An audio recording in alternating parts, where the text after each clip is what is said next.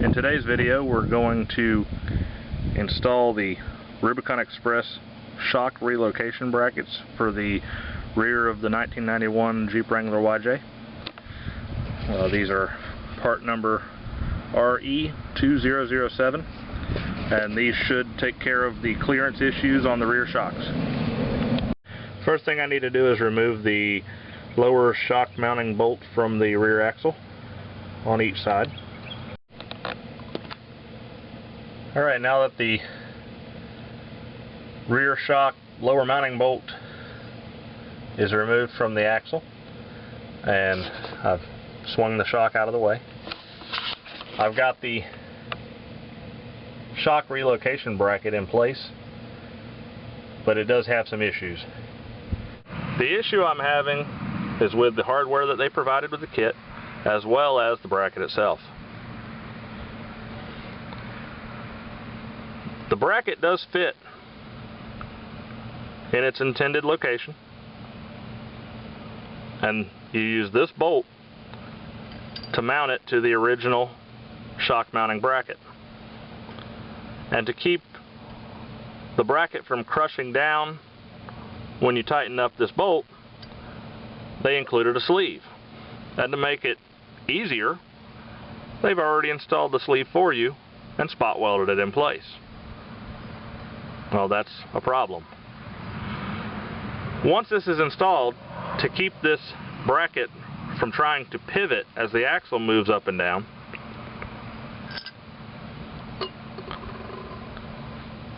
they have a hole drilled in the backside of the bracket that lines up with an unused hole that's on the original shock mounting bracket itself on the axle. And then they've included this bolt to hold it in place. I think their intentions, though, were originally to have this sleeve included in the hardware kit and not spot welded in place, because the bolt that they gave us is too long to feed through from the back, and length wouldn't be an issue if you could feed it through from the front. So since length is an issue, we could stack up washers to bring it out further or trim off the excess. But to make matters worse, I went ahead and test fit this bolt in the hole that's on the axle, or on the original shock mounting bracket. It's the wrong diameter. It doesn't fit that one. So you could drill that out, but you also have the problem of the nut. Since the nut can't go on the outside now, it has to go on the inside. And as you can see, it too does not fit between the sleeve and the back of the bracket. So yes, they included this bolt and this nut. Bolt's too long, wrong diameter, nut doesn't fit. And since I'm buying a new bolt anyway, instead of drilling out that hole on the original bracket, I just went ahead and got a smaller diameter bolt in the proper length, and it fits no problem. But now you have the task of trying to hold the nut in place and thread the bolt through from the outside. And if the sleeve wasn't there, this wouldn't be an issue, because you could just use a socket on the inside or the boxed end of a wrench.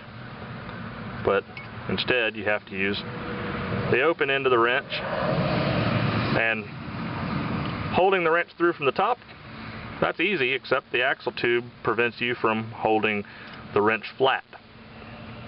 So you are left with the option of holding it through from the bottom. And this wrench barely fits. This is a Craftsman. The wrench I was originally using was a Husky. It's too wide, so you can only imagine, how would a 9/16 wrench fit in there. So could have just ground the welds off, made the sleeve removable again, and used all the original hardware and just drilled out the hole that's on the original shock mounting bracket. But since I've already purchased the new bolt, I'm just going to try to install it as it is and see how it works. Now the shock mounting bracket is installed, and as you can see, there's plenty of clearance between the shock tube and the axle tube.